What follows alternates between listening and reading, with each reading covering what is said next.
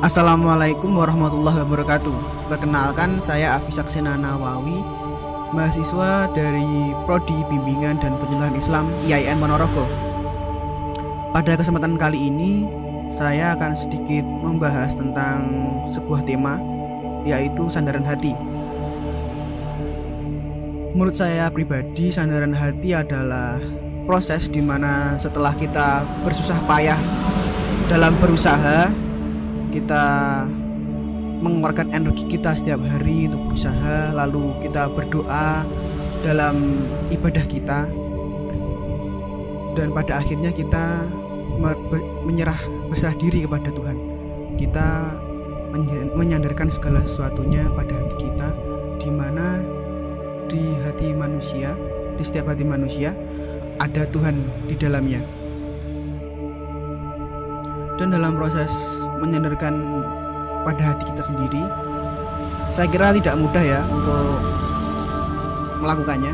Kita perlu kesehatan mental yang cukup agar kita bisa benar-benar berusaha dan ikhlas. Kita perlu motivasi, kita perlu makna hidup. Dan pada pembahasan yang pertama, yaitu kesehatan mental yang kita perlukan agar kita ikhlas dalam berserah diri kepada Tuhan. Kita benar-benar ikhlas di dalamnya,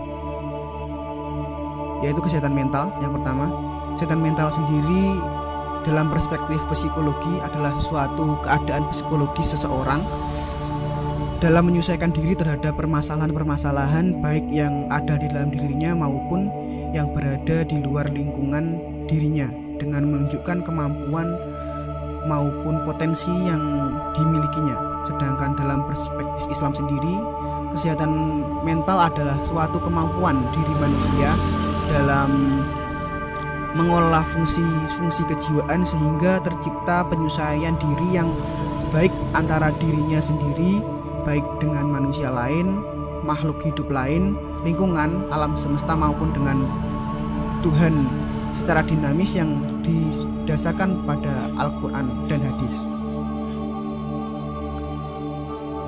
Dan Al-Quran hadis sendiri yang merupakan pedoman hidup dalam menuju kebahagiaan dunia dan akhirat. Maka dengan mengamalkan nilai-nilai agama tersebut dalam kehidupan sehari-hari, masalah-masalah yang berkaitan dengan kesehatan mental dapat teratasi. Kesehatan mental membantu kita agar kita lebih mampu menerima diri kita sendiri. Kita bisa mengeluarkan potensi-potensi yang ada dalam diri kita sendiri, dan kita dapat berusaha semaksimal mungkin dalam setiap menjalani hidup kita. Dan proses ini adalah awal di mana kita dapat sepenuhnya ikhlas dalam bersandar pada hati kita, bersandar kepada Tuhan. Yang kedua adalah motivasi. Motivasi merupakan unsur penting dalam aktivitas apapun yang merupakan kekuatan pendorong terwujudnya perilaku.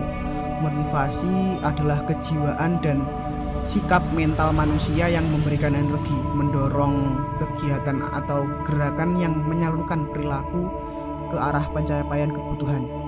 Motivasi adalah daya pendorong yang mengakibatkan seorang mau dan rela mengerahkan seluruh kemampuan dan tenaga dan waktunya untuk menyelenggarakan berbagai kegiatan, aktivitas yang menjadi tanggung jawab dan menunaikan kewajiban dalam rangka pencapaian tujuan yang telah ditentukan. Dengan motivasi sendiri, saya kira perlu ya, karena dengan motivasi kita seperti terpacu, kita seperti punya tenaga agar kita bisa semangat, kita bisa sepenuhnya meluapkan tenaga kita agar sesuatu yang kita kerjakan dapat bermanfaat bagi kita dan orang lain. Dan yang terakhir adalah makna hidup. Makna hidup merupakan sesuatu yang dianggap penting dan berharga serta memberikan nilai khusus bagi seseorang. Makna hidup bila berhasil ditemukan dan dipenuhi akan menyebabkan kehidupan ini dirasakan demikian berarti dan berharga. Makna hidup menunjukkan bahwa di dalamnya terkandung juga tujuan hidup, yakni hal-hal yang perlu dicapai dan dipenuhi. Makna hidup ini benar-benar terdapat dalam kehidupan kita sendiri, walaupun dalam kenyataannya tidak mudah ditemukan karena sering tersirat dan tersembunyi di dalamnya makna-makna